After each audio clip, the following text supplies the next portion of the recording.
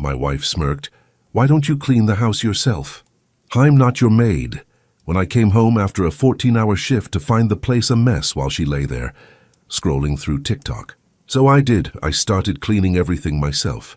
But she had no idea that moment would be something she'd regret forever. It was nearly midnight when I stepped through the door, exhausted after 14 relentless hours at work.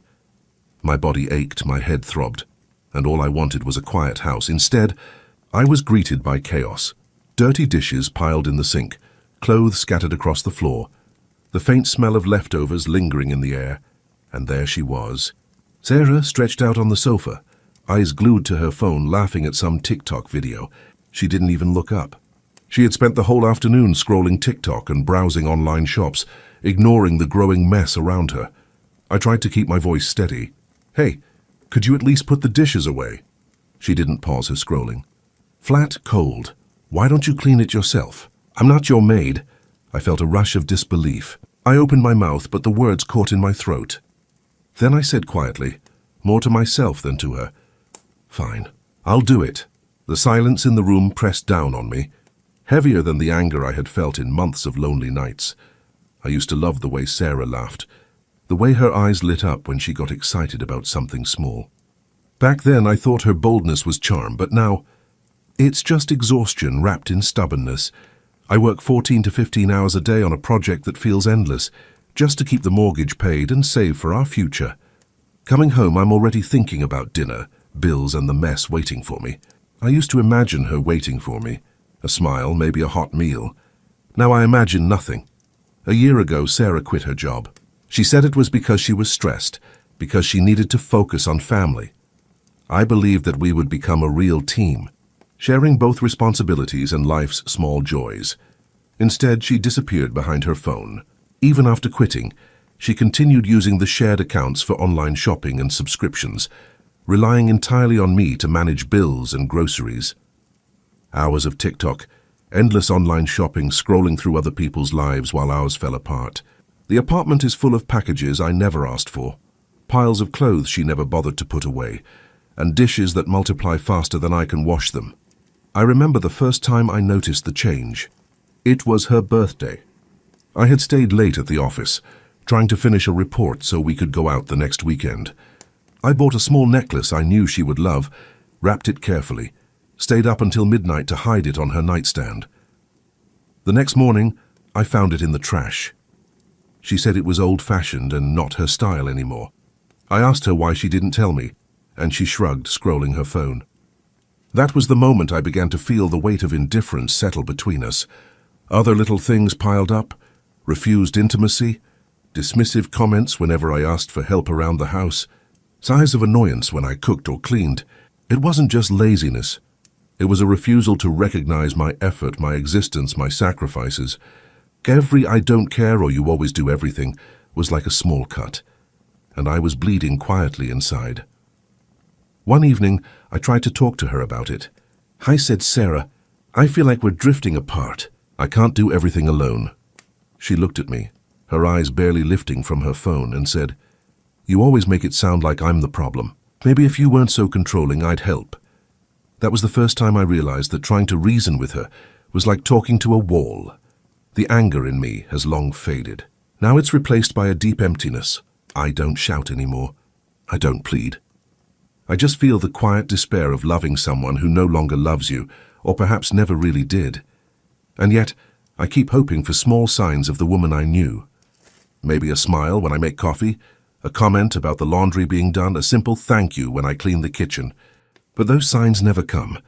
I used to ask myself if I was too patient, if I tolerated too much. Now I know I wasn't patient.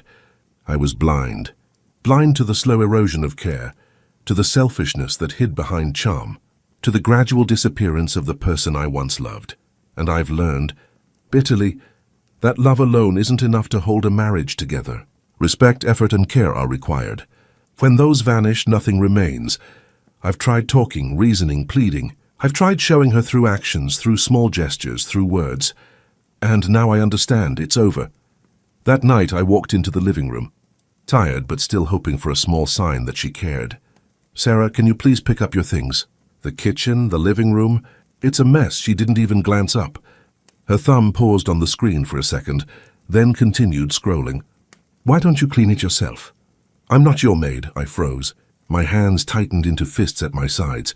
I wanted to scream, to shout, to make her feel even a fraction of what I had felt for months. Finally, I spoke quietly, almost whispering, "Fine, I'll do it." She smirked, still barely looking at me. "Oh, now you're going to pretend like you care."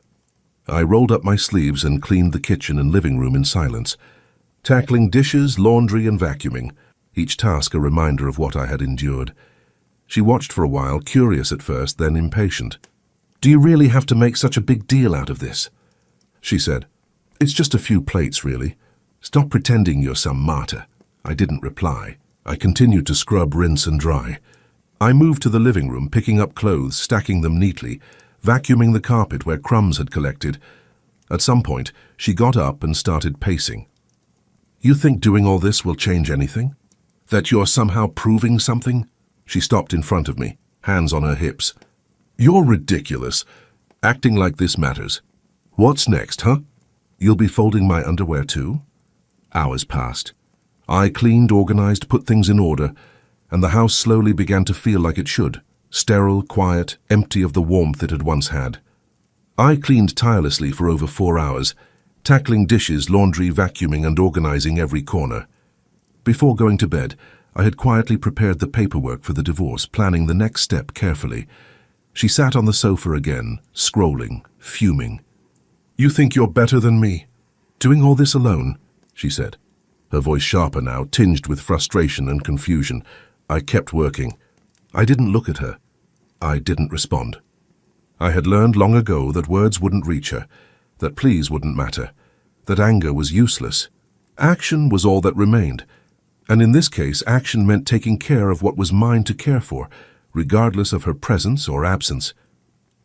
By the time I finished, it was after midnight again. The house smelled faintly of soap and clean wood, and for the first time in months, everything was in its place. I leaned back against the counter, exhausted, my muscles sore, my heart hollow. She finally spoke, softer now, almost incredulous. You actually did it?" I looked at her once quietly. "I said I would." That was enough. She looked down at her phone, fuming, unsure what to do. I turned off the kitchen light, letting the soft glow of the living room illuminate the space, and went to bed. The step that would change everything. The next morning, Sarah woke up ready to scroll through her usual feeds, to shop, to laugh at videos while I was gone. But when she reached for her apps, something was wrong. Over the past few weeks, I had quietly planned everything. Overnight, I revoked all shared access, closed accounts, and arranged a meeting with our lawyer for the divorce. She grabbed her phone and dialed me, her voice sharp with disbelief. What did you do?" I answered calmly, colder than I had ever been. "Meet me at the lawyer's office at 3. I've sent you the address." She didn't reply for a moment. Then the calls ended. At 3, she stormed into the office, her face a mixture of anger and disbelief. The lawyer, calm and professional, slid a folder toward her. The words hit her like a punch. Marriage irreparably broken due to the wife's irresponsibility and negligence. Sarah blinked, staring at me. You actually did this?" I met her gaze steadily. "It's over, Sarah." Her hands trembled, her voice rising. "How could you? After everything I've done, you just throw this at me?" The first wave hit anger. She yelled, she cursed. "You think you're better than me? You're nothing. A failure. A weak, useless man." I didn't flinch. I didn't respond.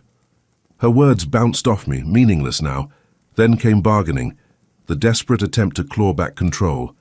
She leaned forward, eyes wide, voice almost breaking. "Please, I was wrong. Give me one more chance. Don't you remember how we were in the beginning? The days we loved each other?" I shook my head slowly, signing the papers without looking at her. She slumped back in her chair, disbelief giving way to anger again. "Fine, okay. You'll regret this. Don't think you can run away and apologize later. You'll see you'll pay for this."